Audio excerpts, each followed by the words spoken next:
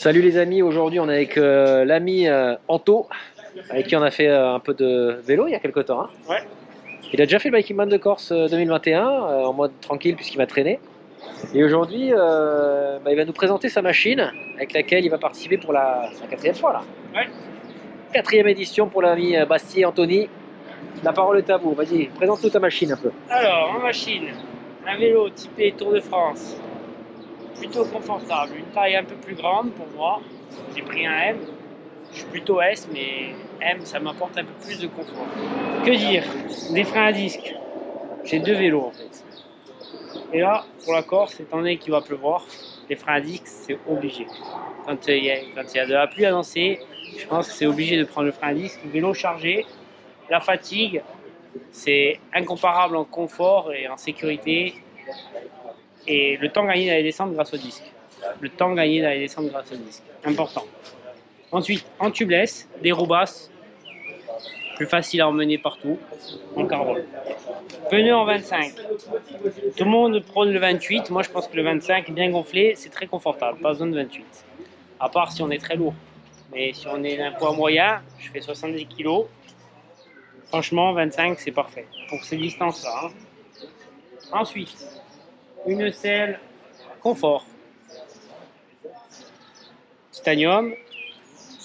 Ensuite, habituellement, j'ai deux lampes, voire une lampe. Ça dépend le format de l'épreuve et si je compte m'arrêter. Là, étant donné qu'on s'arrête et qu'il fait jour très tard, j'ai une toute petite lampe. Mais habituellement, j'ai cette marque-là, les IN, mais le double, la 1000. Et je peux en rajouter une seconde au cas où si je compte vraiment très peu dormir. En cas de sécurité, comme ça j'avais toujours une qui fonctionne. Ou sinon, vous pouvez prendre une lampe et une frontale. Ensuite, deux bidons, 1 litre, 500. Moi, j'aime bien avoir mon litre pour tout le temps. 500, c'est ma sécurité. Comme ça, je garde toujours en sécurité sûr. Ensuite, ma pompe avec un embout. Franchement, le CO2 et tout, c'est de la connerie. Il vaut mieux une bonne pompe avec un embout, c'est le top. Ensuite, j'ai une transmission électrique. Alors, c'est en cours de changement. Plus tard, je serai en duresse mécanique. Parce que ça peut bugger. Mais là, pour l'instant, j'ai pas le choix, c'est comme ça. C'est pas mon choix. Après, les freins SRAM, ça freine beaucoup mieux, mais la transmission, c'est un risque que je prends. T'as quoi comme développement là? Alors, en développement, je m'entraîne toujours en 35-28. Mais pour un Biking Man, franchement, le 33, en 35-33, c'est pas être nul, c'est être intelligent de prendre le bon développement. Ça permet de monter les bosses raides au bon rythme en tournant les jambes. Donc là t'es en 35-33 là? 35-33 derrière. Ok. Ensuite, qu'est-ce que j'ai prévu? J'ai deux chambres à air. J'ai des piles de rechange au cas où pour mes poignets si elles claquent. Et pour mon capteur de puissance. Ça c'est important. C'est avec le SRAM, si la pile elle tombe en panne, t'es marron. Hein. Mes piles. J'ai un petit bout de chaîne SRAM au cas où si elle casse, avec un attache rapide. J'ai mes câbles à l'abri pour charger mon téléphone. J'ai ma triple prise. Pour charger facilement et rapidement. J'ai ma clé démonte chaîne avec tout ce qu'il faut comme clé. Ensuite, des démontes pneus. Je vais poser au fur et à mesure. Donc là t'as tout le matos obligatoire du Biking Man. Plus mes choix personnels. Ensuite, dans cette sacoche, je rajoute tous les gels. Pour le dernier jour, au cas où il y a la baston sur la course, il faut des gels. Si tu n'as pas le temps de manger, tu n'as pas le temps de boire. C'est la baston. Donc la baston, il faut des gels. Mais bon, quand tu prends des gels, tu sais qu'au bout de 8 heures, tu vas vomir. Alors. Si je déchire mon pneu, un petit bout de pneu, pour remonter en chambre à air et pouvoir continuer comme je suis en tubeless, un petit bout de pneu. Ensuite, qu'est-ce qu'il y a là-dedans? Une petite chambre à air. Hop là. Petit bolito. L'autre pile, parce qu'il y a deux poignées. Mon gilet jaune. Pour aller manifester. Voilà. Il m'a manqué. Et mes petites rustines autocollantes. Très bien les rustines. Déjà autocollantes, pas des rustines à Donc là coller. t'es en tube, hein, on est d'accord. Je suis en tubeless. T'es en tubeless. Donc t'es en tubeless, t'as pris une chambre à air de rechange, deux chambres à air, dont une qui se répare avec des rustines. Ouais. Ok. Et après, roue, parce que tu n'en as pas trop parlé, roue montagne. Ouais. Avec profil moyen. Ouais. Ok. La crème. Pour les irritations. La veste de pluie traille parce qu'il faut la capuche. Ensuite, ma couverture de survie. Important.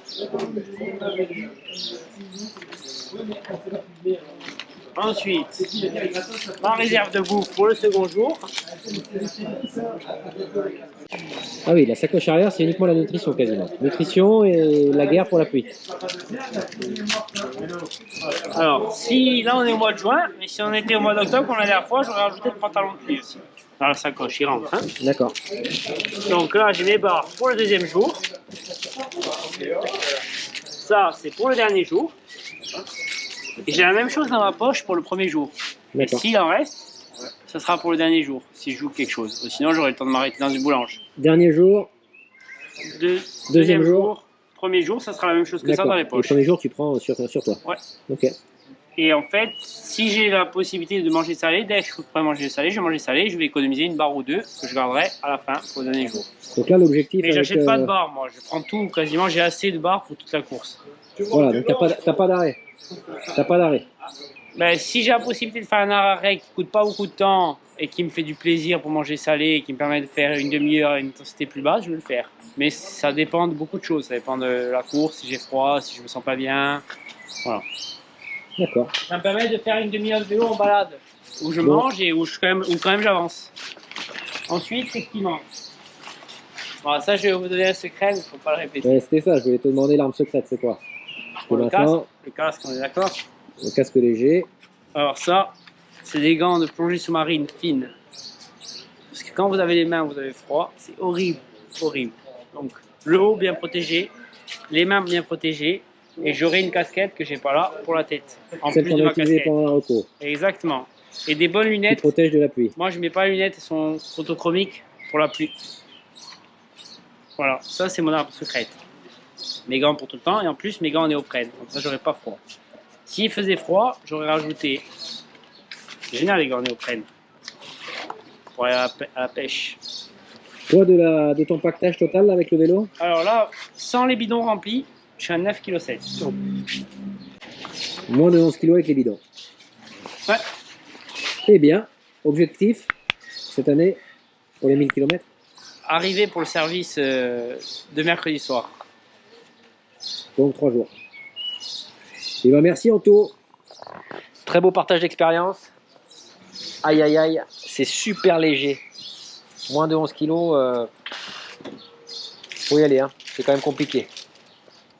Bravo en tout cas, on va voir si ça a marché à l'arrivée. Hein. On se donne rendez-vous donc mercredi soir avec le tiramisu.